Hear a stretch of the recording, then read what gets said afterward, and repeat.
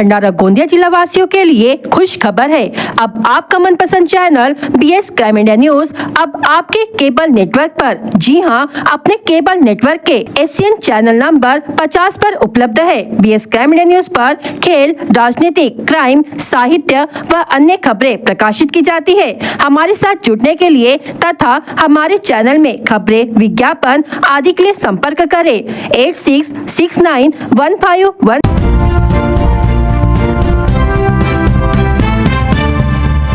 भंडारा जिले के महात्मा ज्योतिबा फुले सब्जी बाजार, जिसे BTB मार्केट के नाम से भी जाना जाता है, उसमें बड़ा घोटाला सामने आया है। BTB सब्जी भाजी व्यापारी एसोसिएशन के अध्यक्ष बंडू तानाजी बारापात्रे पर व्यापारियों से अवैध वसूली के गंभीर आरोप लगे हैं। सूत्रों के अनुसार मार्केट निर्माण के नाम पर प्रत्येक व्यापारी से 5-5 लाख रुपए वसूले गए। साथ ही अवैध कैंटीन संचालन कर मोटी कमाई की गई और किसान प्रशिक्षण केंद्र की भूमि पर बिना अनुमति के ऑफिस स्थापित किया गया। इतना ही नहीं, पिछले 9 वर्षों से हर व्यापारी से प्रतिदिन 100 रुपए मेंटेनेंस शुल्क के नाम पर वसूला जा रहा है। इस व्यवस्था के चलते भंडारा नगर पालिका को प्रतिदिन लगभग 1.5 लाख रुपए का नुकसान हो रहा है। हालांकि नगर परिषद ने अवैध वसूली रोकने के लिए नोटिस जारी किया था और किसानों को बाजार में बैठने की सुविधा प्रदान की थी, लेकिन BTB संस्था की लीज समाप्त होने के बावजूद नगर पालिका स्वयं सफाई का खर्च उठा रही है। इतने बड़े आर्थिक घोटाले के बावजूद अब तक ना तो कोई FIR दर्ज हुई है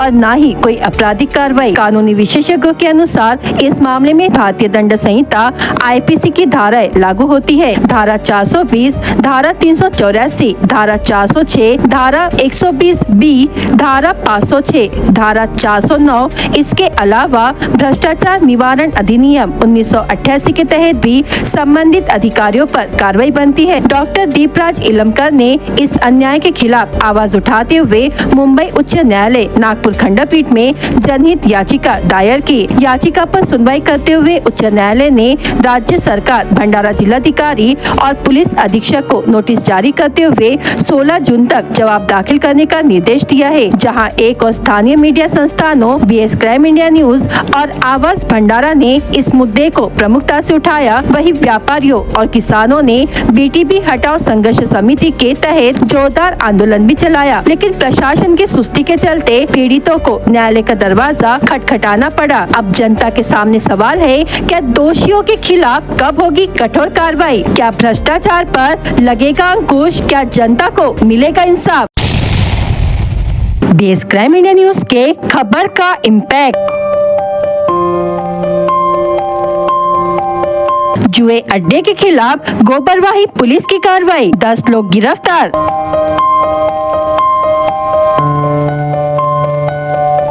लेकिन अब भी क्षेत्र में चल रहे अवैध सट्टा व्यवसाय जारी।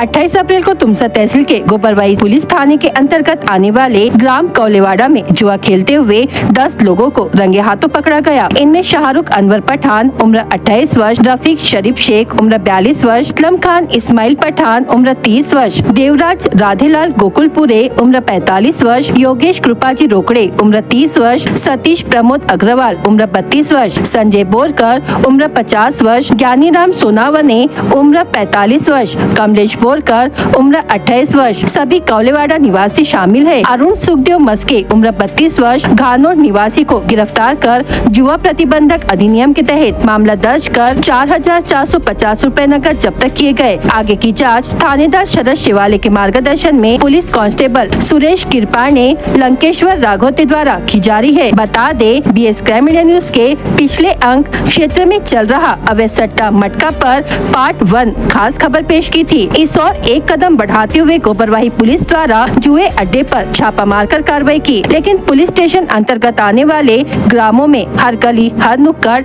हर चौराहे पर जो खाईवाल द्वारा कमीशन एजेंट रखकर सट्टा व्यवसाय का अवैध सिंडिकेट चलाया जा रहा, जो कि क्षेत्र के यह बेखौफ खाईवाल रोजाना लाखों रुपयों का अवैध कारोबार करते हैं। इस और पुलिस प्रशासन की नजर ही शून्य है। आखिर कब तक ये बेखौफ सट्टा खाईवाल अवैध तरीके से लूट मचाते रहेंगे। क्या ये ओपन और क्लोज का खेल जो पूरी तरह ओपन है, ये कभी क्लोज होगा क्या पुलिस प्रशासन सामने आकर इन बेलगाम खाई वालों पर कार्रवाई कर इनका कल्याण करेंगे। भंडारा शहर से सटे गिरोला के आशीर्वाद नगर परिसर में 15 वर्षों से पक्की सड़क नहीं है। ग्रीष्मकाल रहे या फिर बारिश का मौसम, नागरिकों को इस मार्ग से गुजरते समय परेशानियों का सामना करना पड़ रहा है। प्रशासन को बार बार अनुरोध करने के बावजूद कोई भी कार्रवाई नहीं की गई है। आने वाले मानसून के पहले सड़क की समस्या सुलझाने की मांग स्थानीय नागरिकों ने जन प्रतिनिधियों से की है। आंबाडी ग्राम पंचायत अंतर्गत स्थित गिरोला में मुख्य सड़क और आवासीय क्षेत्र के बीच 200 मीटर की सड़क है। प्रतिवर्ष मानसून में यह क्षेत्र 3 माह पानी में डूबा रहता है, इसलिए नागरिकों को आवाजाही करने में परेशानी होती है। छात्रों को इसी पानी भरी सड़क से गुजरना पड़ता है। ऐसी स्थिति में छात्रों को खतरा हो सकता है, साथ ही वृद्धों को सड़क से गुजरते समय परेशानी होती है। स्थानीय कार्तिक पवनकर के मकान से वनवास मेश्राम के मकान तक कंक्रीट की सड़क निर्माण की मांग की गई है, लेकिन प्रशासन की ओर से कोई भी कार्रवाई नहीं की जा रही है। इसे लेकर कई बार मौखिक रूप से तो कई बार लिखित रूप से ज्ञापन भी दिए गए, किंतु इस तरफ ग्राम पंचायत प्रशासन ने ध्यान नहीं दिया है। नियमित टैक्स का भुगतान करने के बावजूद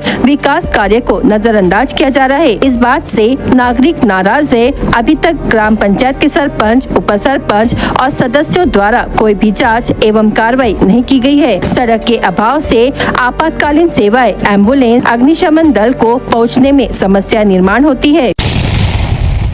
महाराष्ट्र दिवस के उपलक्ष्य में आयोजित गौरवशाली महाराष्ट्र महोत्सव कार्यक्रम अंतर्गत मंगल कलश रथ यात्रा का आयोजन किया गया है। भंडारा जिले के विभिन्न पवित्र स्थलों से माटी और जल संकलित कर यह यात्रा निकाली गई है, जिसका पूजन मुंबई में किया जाएगा। सांसद प्रफुल्ल पटेल के मार्गदर्शन में भंडारा जिला राष्ट्रवादी कांग्रेस पार्टी के जिलाध्यक्ष नाना पंचबुद्धे, तुमसर विधायक राजू कारेमोरे, प्रदेश महासचिव धनंजय दलाल, जिला सहकारी बैंक के अध्यक्ष सुनील फुंडे समेत अनेक पदाधिकारी और कार्यकर्ता शामिल हुए। मोहाड़ी के चौंडेश्वरी माता मंदिर, महादेव मंदिर, गायमुख तीर्थ क्षेत्र, सीता सावंगी के नागदेव मंदिर, चांदपुर के हनुमान व नरसिंह देवस्थान, डोंगरदेव महादेव मंदिर से माटी व जल संकलित किया गया। पौनी के वैजेश्वर मंदिर, धोबी तालाब मारुति मंदिर, रुयाल सिंहपुरी के महासमाधि बौद्ध स्तूप, लाखांदूर मांडल के उत्तर वाहिनी, साकोली के गढ़ कुमली, दुर्गाबाई डोह तथा कोरम्बी माता व पिंगलेश्वरी मंदिर से भी माटी व जल एकत्र किया गया। भंडारा स्थित राष्ट्रवादी कांग्रेस कार्यालय में इन तीर्थ क्षेत्रों के